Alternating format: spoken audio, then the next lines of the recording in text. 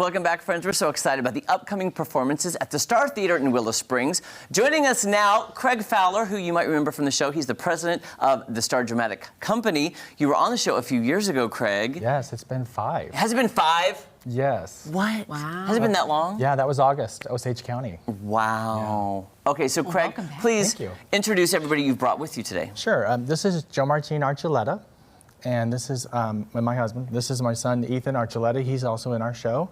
And this is Christy Cunningham. She's a founding member of our theater group, actually. Oh, wow. Yeah. And she's another published author that's part of our group. Okay, so tell us about the show, and you're the author, you're the writer, the author, is that correct to say? Yes, I wrote it and I'm directing it. Oh, wow, double duty. Yeah, it is, yeah. How was that experience for you? Is this your first time writing and directing, or? We actually did this show, the same show, in 2013. Okay. So I wanted to do it one more time and then hopefully send it off to a publisher and hopefully somebody will pick it up. It just took longer than I expected. Yeah. But yes, I've directed before and I've acted in backstage and stuff, but this is my baby, so it's hard. I mean, it's like I'm a perfectionist, so I want it.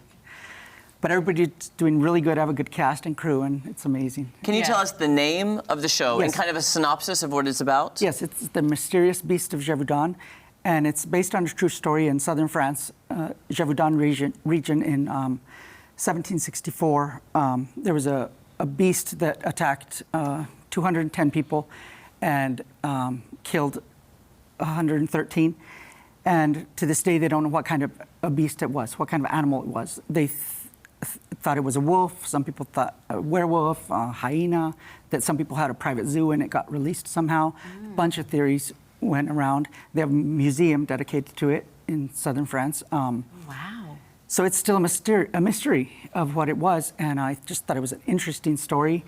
And I looked for a script out there to do a play on it, and I couldn't find one. So I thought, okay, I'll write the idea, and then Christy hopefully would help me write the script, but I don't have any patience. So that night I just kept going and going, and thought, what would they say in this situation? Because I'm not a writer at all. I'm an artist, paintings, but.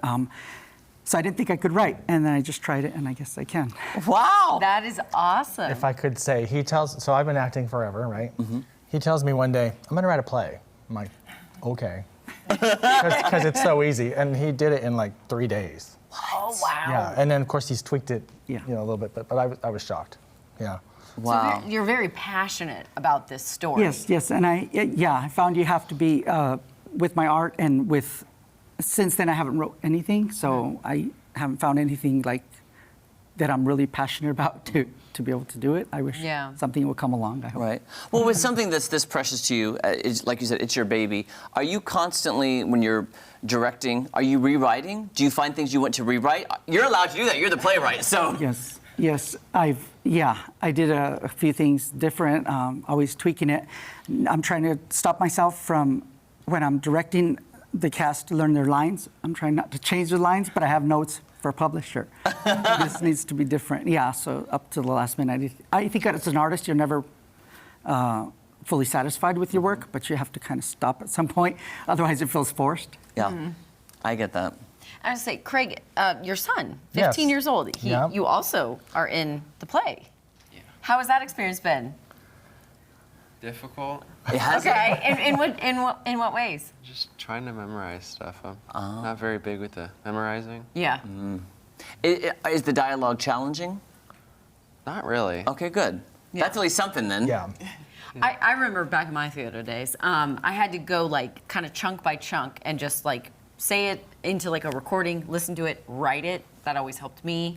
Do you have any like tactful advice for maybe aspiring actors out there of how to memorize?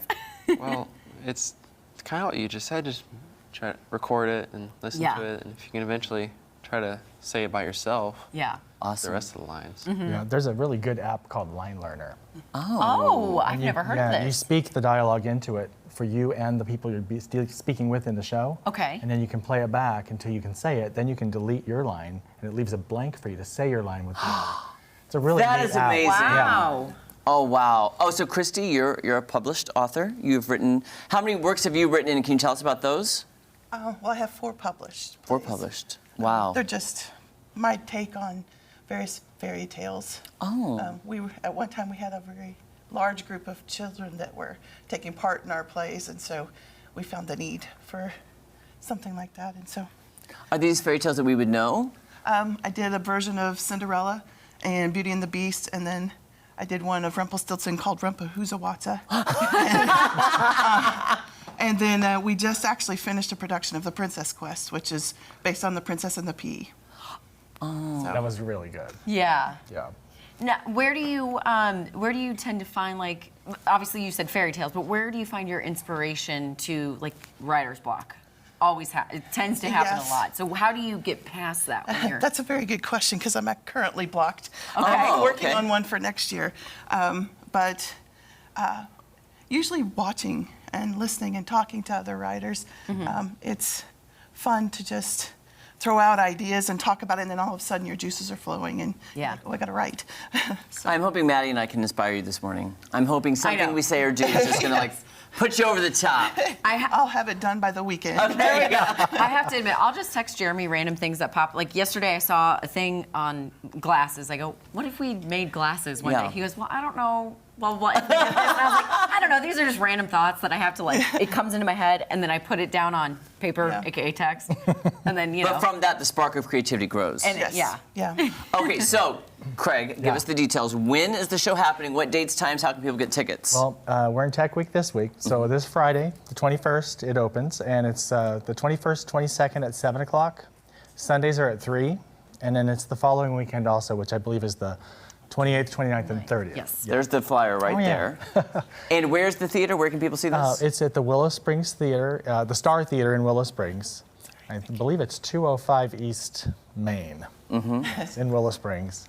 And yeah, it's a lot of fun. And our 10-year-old, isn't it, also Logan? Oh, Yeah. awesome. Hi, Logan. So it's a family affair. It is, yeah. And tickets at the door? Tickets at the door, they're $8. Only $8. I know. Come on. And Life theater. how's your sister, by the way?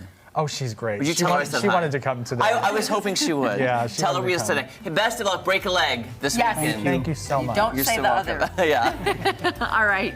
Coming up, we'll have our West Coast bestie, Michael Babcock from Team Z. Don't go anywhere.